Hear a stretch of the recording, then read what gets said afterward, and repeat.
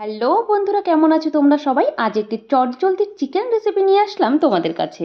আমরা অনেকেই অনেকভাবেই চিকেন বানিয়ে থাকি, তবে আজকের রেসিপিটি একেবারেই অন্যরকম। তাই অনুরোধ রইল শেষ অবধি দেখা। এই ব্যস্ত জীবনে সকলেই চাই একটি শর্টকাট এবং সহজ পদ্ধতিতে রান্না করার, তবে রান্না কি সুস্বাদু না হলে চলে? তাই আজকের এই রেসিপিটা তোমাদের জন্য নিয়ে এলাম, যাতে করে রান্না করতেও বেশি সময় না লাগে এবং রান্নার স্বাদ যাতেও কোনো অংশে কম না হয়। প্রথমেই আমি তেলটাকে হালকা গরম করে নিয়ে তার মধ্যে গোটা জিরে, তেজপাতা এবং গরম মশলা দিয়ে দিলাম। এরপর এগুলোকে একটু গরম করে নিয়ে তার মধ্যে পেঁয়াজ কুচি দিয়ে দিলাম। এরপর আমি গ্যাসের আঁচ একটু কমিয়ে এগুলোকে একটু হালকা করে ভেজে নেব। এখন আমি আদা, রসুন এবং জিরা আর লঙ্কার পেস্ট করে নিচ্ছি। বন্ধুরা, তোমরা যদি এরকমই আরও অনেক রেসিপির ভিডিও পেতে চাও তাহলে অবশ্যই চ্যানেলটিকে সাবস্ক্রাইব করে রাখো, যাতে করে আমি ভিডিও আপলোড করার সঙ্গে সঙ্গেই নোটিফিকেশান চলে যায় তোমাদের কাছে। তো ফাইনালি আমার মশলাগুলি পেস্ট হয়ে গেল, আর এখন আমি পেস্ট করা মশলাগুলিকে কড়াইয়ের মধ্যে দিয়ে দিলাম। এবার এগুলোকে একসাথে মিশিয়ে ভালো মতো কষিয়ে নেব। এরপর আমি এর সাথে দিয়ে দিলাম পরিমাণ মতো লঙ্কা গুঁড়ো এবং হলুদ গুঁড়ো। বেশ কিছুক্ষণ কষিয়ে নেওয়ার পর মশলাটা যখন এরকম লাল হয়ে যাবে, তখন আমি এর মধ্যে আগে থেকে ধুয়ে রাখা চিকেন পিসগুলোকে আস্তে আস্তে দিয়ে দেব। এই চিকেন পিসগুলো আমি আগে থেকেই ধুয়ে জল ঝরিয়ে রেখেছিলাম। আপনারা চাইলে এগুলোকে ম্যারিনেট করেও নিতে পারেন। ম্যারিনেট কিভাবে করবেন তাও বলে দিচ্ছি।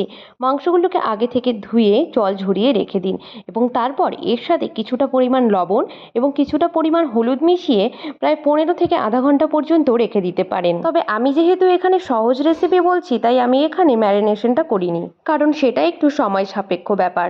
তাই আমি এখানে মাংসগুলোকে ভালো মতো মশলার সাথে কষিয়ে নিলাম। এবার যতক্ষণ না মাংসগুলো থেকে জল বেরিয়ে যাচ্ছে ততক্ষণ আমরা অপেক্ষা করব।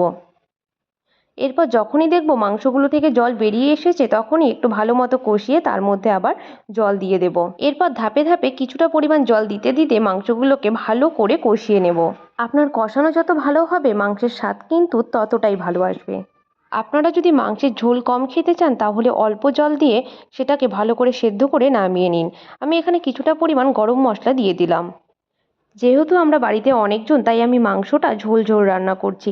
তোমরা চাইলে একটু কষানো টাইপেরও রান্না করতে পারো। এরপর আমি মাংসটাকে কিছুক্ষণ ঢেকে সেদ্ধ করে নিলাম। তো ফাইনালি আমাদের চিকেন রেডি। এখন আমি এটাকে অন্য একটা বাটিতে ঢেলে নেব। সো বন্ধুরা, ফাইনালি আমাদের শর্টকাট চিকেন রেসিপি ফলো করে চিকেন একদম রেডি। এই বৃষ্টির দিনে গরম গরম চিকেন রেসিপি কার কার পছন্দ হলো তা অবশ্যই আমাকে কমেন্ট বক্সে কমেন্ট করে জানাও। আর এরপর তোমরা কী রেসিপি জানতে চাও সেটাও আমাকে কমেন্ট বক্সে জানাও। আমি চেষ্টা করব সেই টপিকের ওপরই ভিডিও বানানোর। দেখা হচ্ছে পরের ভিডিওতে।